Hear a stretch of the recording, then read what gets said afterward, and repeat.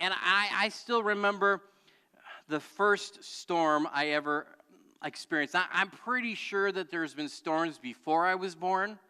There's been storms around, but I remember the very first storm that I can recall, I should say.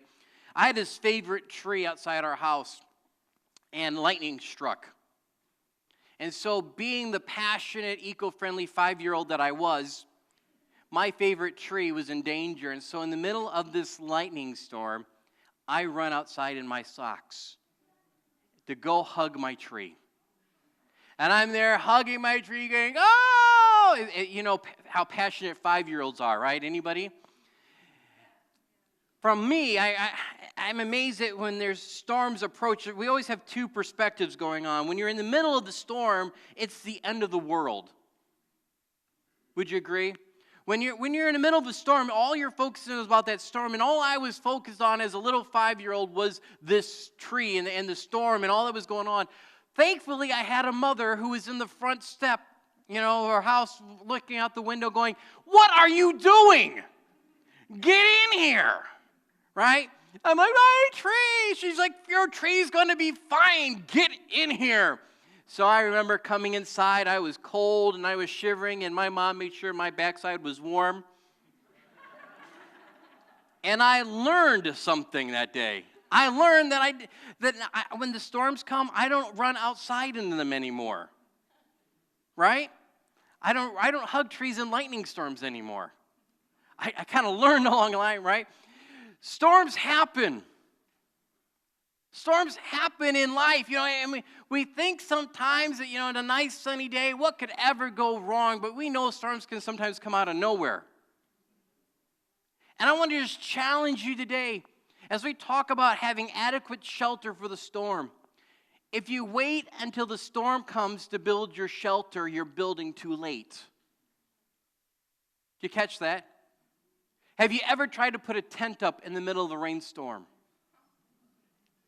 It doesn't matter. You might as well just not even do anything. You're going to be wet inside and out. I want you to understand that God has a shelter for you today. And He wants you to be in that shelter. He has a safe place for you, but you've got to start working in that area. And I want to encourage you that God's shelter will stand the most difficult of storms. So let me ask you, what's the shelter in your life like? Maybe you heard about this storm that came through Piedmont, Oklahoma on May 26, 2011. What you see behind me is considered a stormproof room, a storm shelter, if you would. The storm came through and the tornado destroyed everything except for what's inside that room. Now, what's amazing is as I'm sitting there and I look at this picture and there's so many thoughts that are going through my head. As I'm seeing this, imagine what it was like to be inside that room when the tornado was going by. A little scared? Probably. A little concerned what's happening around you? Probably. But I bet you they were feeling pretty good that they had invested in a storm shelter. Things would be a little different on the outside of that storm shelter. Don't you think? Being on the outside, looking in, going, "Oh man, if only we had a safe place." This shelter was able to stand the storm. In fact, there's this little sign on the side of it. Not the exact sign, but the copy of the sign. It's a tornado-safe room. I love the descriptions on here. 250 mile per hour safe room designed, wind speed for 3-second gusts. For 3 seconds, you can be safe from 250 mile an hour wind gusts. Everyone count with me. 1, 2, 3. I mean, that's a powerful storm, don't you think? But what really got my attention was the next line. Missile impact resistance. I'm thinking, is this a bomb shelter?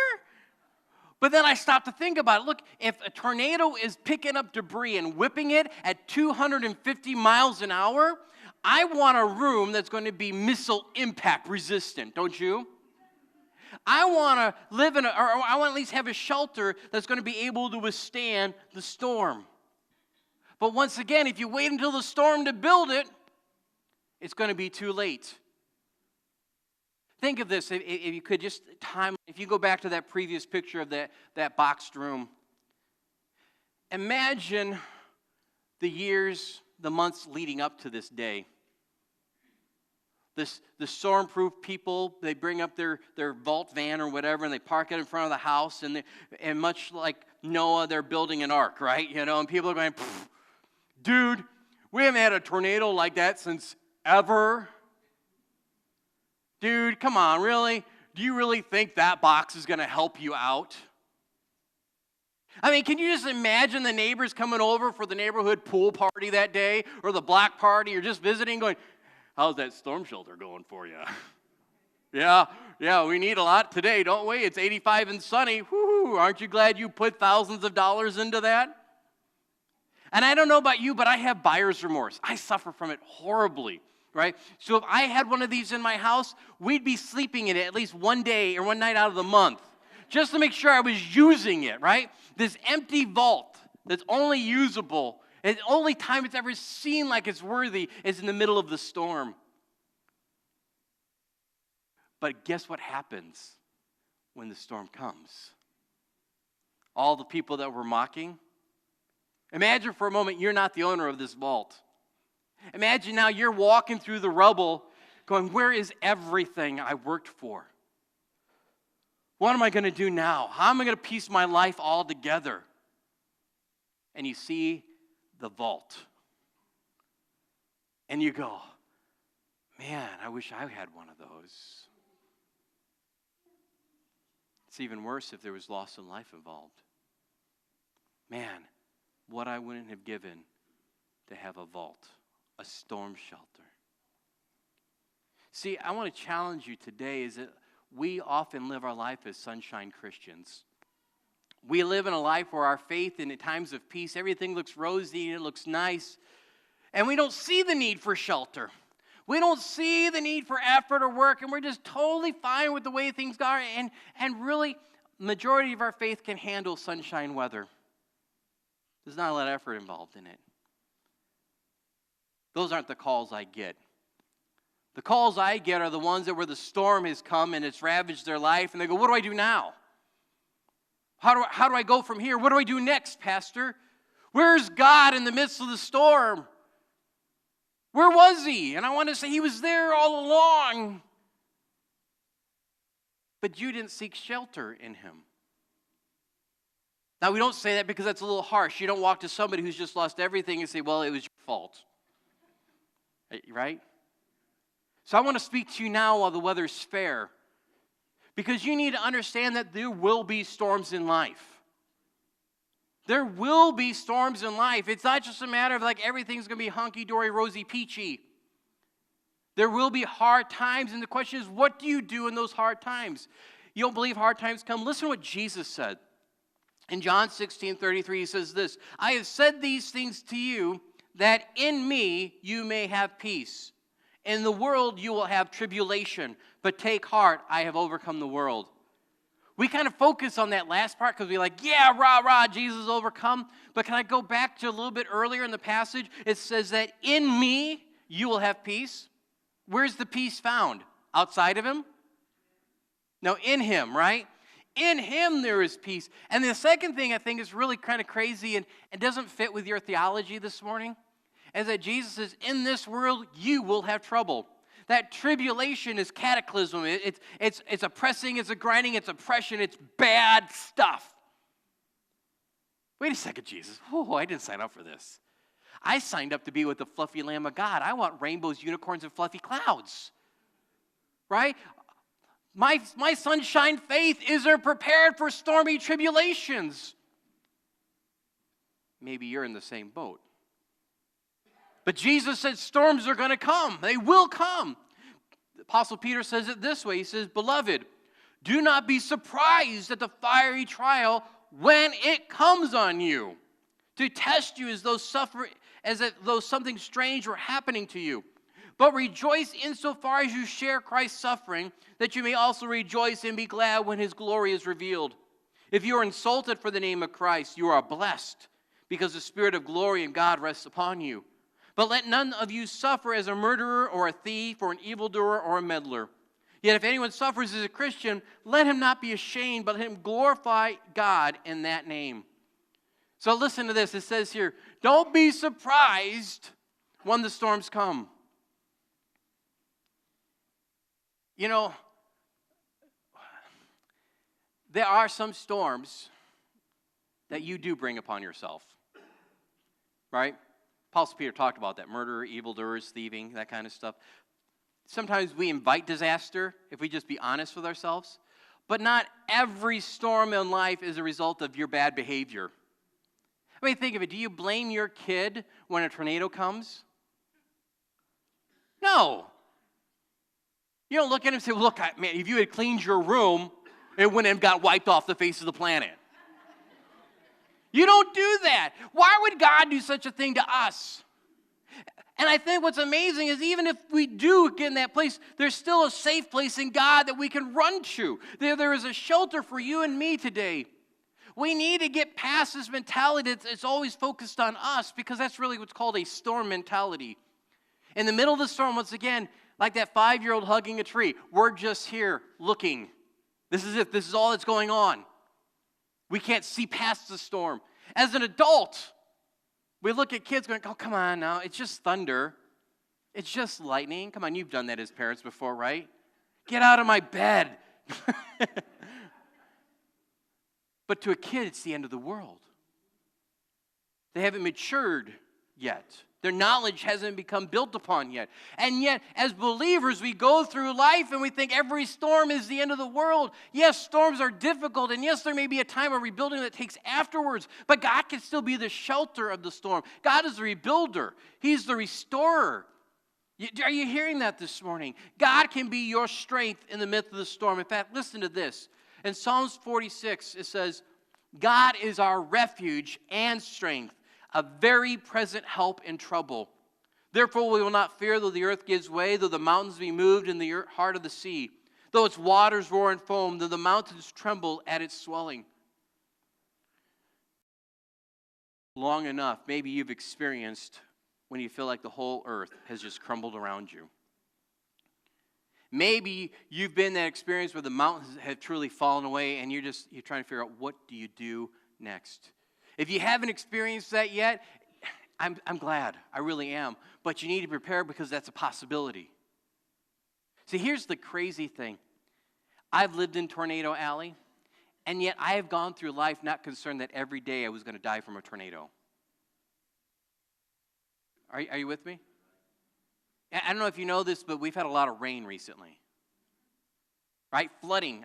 My little weather app warns me almost every morning that there's flooding in my area. Right? Anybody else get that? And the amazing thing is I came to church today. I don't live my life in fear, but I am prepared. Are you prepared? Because God wants to be that source of strength. I love that it says here that God is a very present help in time of need and in trouble. He's not a very past help. He's not a very possible help. He's not a future help, but he's a very present help in time of need. He is there for you should you call upon him.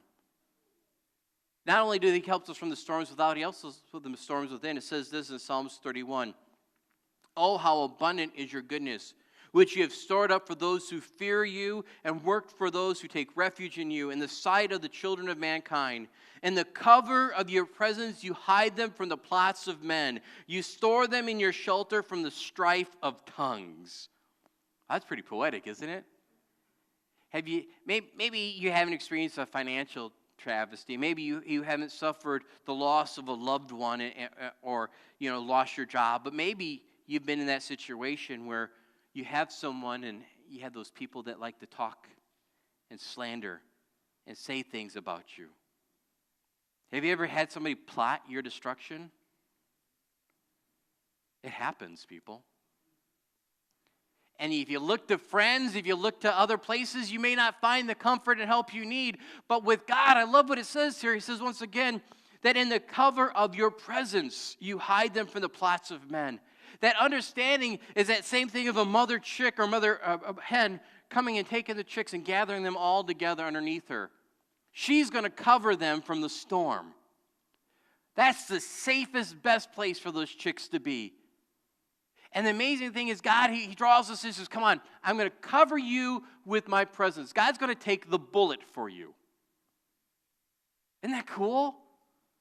How much does God love you? Well, he was willing to go to the cross for you. If he's willing to go to the cross for you, what else is he willing to do? Nothing's going to be able to separate you from him. He wants to be there. So against all the slings and arrows of outrageous humanity around us, we have protection through God. We also have what's called the umbrella clause. Right? This is what 1 Corinthians 10:13 says. I call this the umbrella clause. It says, no temptation is overtaking you that is not uncommon to man. God is faithful, and he will not let you be tempted beyond your ability, but with the temptation, he will also provide the way of escape that you may be able to endure it. You know, there's times that I've been outside and I've been far from home, traveling out in the woods or whatever, and the rains come. I'm thankful for an umbrella, aren't you? There's a way of escape in that moment that I can pop the umbrella out and I can make my way to shelter. And here's the crazy thing, that you may not be suffering from storms on the outside, but maybe on the inside you're dealing with some storms today, and you're like, oh, I'm wrestling with these fears, with these temptations. And you don't have to quiet the storm because God can get you out of the storm. He can provide a way of escape if you turn to him. See, that's the challenge today, right? Remember last week we talked about warning sirens? When you hear the siren go off, what are you supposed to do? You're supposed to find shelter and get out of the rain. But how many people today are wandering outside in the middle of the storm, unprepared? Where do you go in that moment? God wants to be that place for you today, but you have to make a decision. You have to decide whether or not you're going to follow through and whether or not he is strong enough and able enough to protect you in the midst of that storm. It says this in Hebrews chapter 6, verse 17 and 18. It says, so when God desired to show more convincingly to the heirs of the promise the unchangeable character of his purpose, he guaranteed it with an oath, so that by two unchangeable things in which it is impossible for God to lie, we who have fled for refuge might have strong encouragement to hold fast to the hope set before us. Two things here. God swore an oath, and God can't lie. God made a promise that he would be there for us. Never will I leave you, never will I forsake you. God has provided a way through Jesus Christ for the forgiveness of our sins that we might be with him for all of eternity. God made a promise that we might have life and life abundantly, and that he would be there for us, which means that we have to make a decision to go through that or not. Now you're thinking, Pastor, this all seems really, really simple. We know this stuff. We heard this when in Sunday school. Well, maybe then you'll remember this little story. Have you heard the story of the three little pigs? You know that story, the three little pigs. Wait, there's somebody in the room that doesn't know that story? I'm glad. I'm going to tell you. That story was first published in 1890. But it was told long before that. Maybe you can help me, for those in the room that aren't familiar with the story, right? The story is of three little pigs. Three little pigs, right? I think it's amazing that they built those things. Those pigs are great, aren't they? Mom sent them out and said, it's time to start your life. And those three little pigs went out. And the first one he built his house of, everybody? Straw, right? Second one he built his house of sticks. And the third one built his house of, right? So there they are. They built it on a nice sunny day. They built their houses and they went about to play. And so they danced and they sung and they did a little jig. But along the way came who? The big bad wolf, right? And so he came up to the first house of straw and he said, little pig, let me in. And the little pig said, oh, you guys are good. So the wolf responded. He said, well, then I'll huff and I'll puff and I'll blow down, right? Or I blow myself in, right? Okay? Either way, right? So what's he do? He goes, and he blows down the house. So he goes down to the second house, the house made of sticks. And he says, little pig, let me in. And once again, the pig goes, all righty. Right? If you're like Pastor Zach or Tony, there's a lot of hair there on that chinny chin chin, right? So he says, I'll huff and I'll puff and I'll blow the door down, right? And so he blows on the house, and the house falls. Right? Now, this is what I love. There are two endings to this story. The first one is dad approved, and the second one has been mom amended. And we want to be thankful for moms today, because without the amendment, you and I would have a much scarier childhood. And the father's story, the way dads would tell the story, in the original telling, the wolf eats the first two pigs. You didn't know that, did you? Some of you are like, oh, no way. I'm used to the Disney version. Everybody goes frolicking together into the last house, right? No, in the original telling, he eats them. But moms thought that was too scary for us, and they changed the story. And so we're thankful for all the moms today for saving us from a scary childhood. Right? So he comes to the last house, the house over the pig with bricks, right? And he says, once again, let me in. And he says, not by the hair of my chinny chin chin. He says, well, I'll puff and I'll blow myself in. He blows and he blows and he blows. 3 times he blows against the brick house. And what happens? Nothing. And see, and some stories end right there. They stop right there. But the story continues on in the original telling that he tries in many ways to talk the pig into leaving the house. He tries some way to coerce, manipulate, persuade, some way for the pig to leave the safety of his shelter to come outside. Because what's he going to do when the pig comes outside? He's going to eat him, right? But the pig doesn't fall for it. So the wolf has to come up with another strategy, doesn't he? And what's he do? He gets up on the roof, and he wants to come in through the chimney. Seems like a weak spot in the whole plan, don't you? Because, I mean, who would build a hole in their roof? Unless you're prepared. Because if you know the story, you know that the pig with bricks, he's a smart little fella, and he's come prepared, and he's put the cauldron underneath the fireplace, and he's set a fire ablaze to it, and there's oil or water, depending on the telling of the story, that he's sitting there, and the wolf comes in, and he falls into the chimney. And unlike the Disney version where he jumps back up out of the roof, the pig has wolf stew. Because it's turnabout. So here's the question, and just some things, such a simple story, but we ignore it because we want to, if I could just say, we want to render the wolf impotent. Because we forget, the modern retellings, we want to make the wolf less scary, and so the wolf is a goofball, a doofus, a dummy, and he doesn't know what he's doing. But in the original story, the wolf is to be feared. Because the wolf is real. The wolf has power.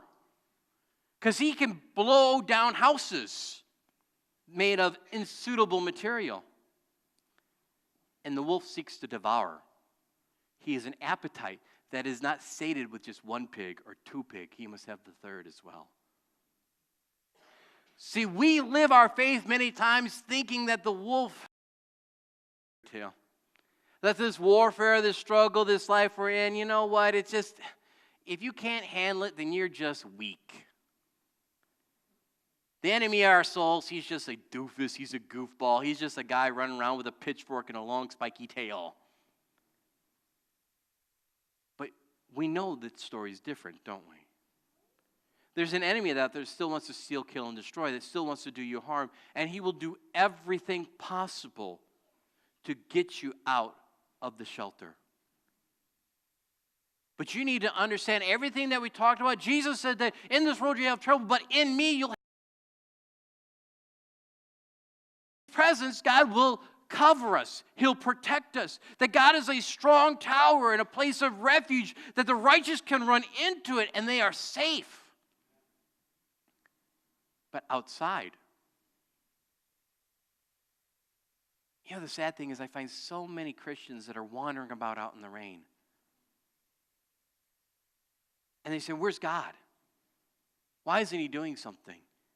And I want to say he has. It's this place called shelter. It's a sanctuary. It's a place for you to run into and go to. But you have to make a decision to go there. Well, Pastor.